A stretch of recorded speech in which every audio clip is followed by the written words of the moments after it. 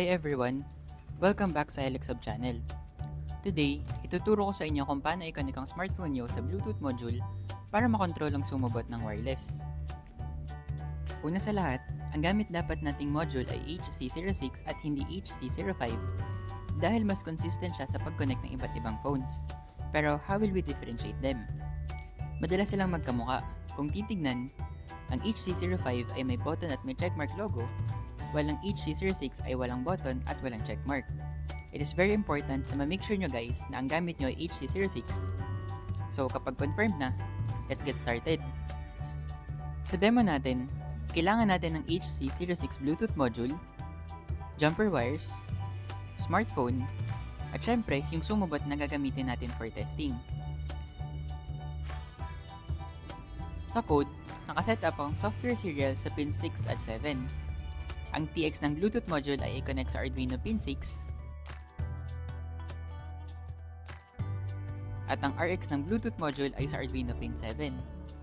Kung gamit mo ang code sa ating sumobot tutorial video, make sure na nakakonect ang signal ng pin number 9 sa ground para mapunta tayo sa Bluetooth mode ng ating sumobot. Very important ang cross connection ng module dahil kung TX to TX o RX to RX, hindi sila mag-communicate. Next, VCC ng module to 5 volts at ground to ground pin. After wiring, pwede na natin i-upload yung code sa Arduino. Once uploaded, let's try connecting using our phone. Una mo nang i-on ng Bluetooth, tapos mag-scan. Dapat lumabas ang HC06. Kapag nag-request ng pin, usually 1, 2, 3, 4 o 4 na 0 at kung hindi naman, pwede na natin siyang diretso i-pair. If after pairing ay static yung LED sa ating Bluetooth, i-off muna ang Bluetooth hanggang sa mag-blink siya at saka naman i-on uli. Next, buksan ang Bluetooth app and i-connect ang HC06. Hintayin nyo lang na mag-load at lumabas ang HC06. May ilang model ng phones na matagal mag-connect, kaya mag-intay at just try scanning and rescanning multiple times. Kung hindi nyo napagana on the first try, let's try another way. I-unpair sa phone settings ang connection with HC06. Then turn off your Bluetooth at i-clear yung data ng ating Bluetooth app, then re-enable Bluetooth. After that, huwag natin diretsyong i-pair sa phone settings. Sa ibang devices, kapag na-pair mo na siya sa settings, minsan ay tinatago siya ng operating system sa list ng scannable devices dahil considered na siyang bonded. Kapag sa app natin ginawa, nagiging fresh ang scan niya.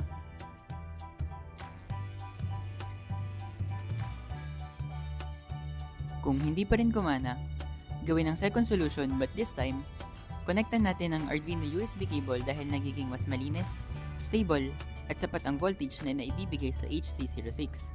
As a result, bumibilis ang pag-connect. After trying these solutions, let's try controlling our robot. First, itry natin sa arrow.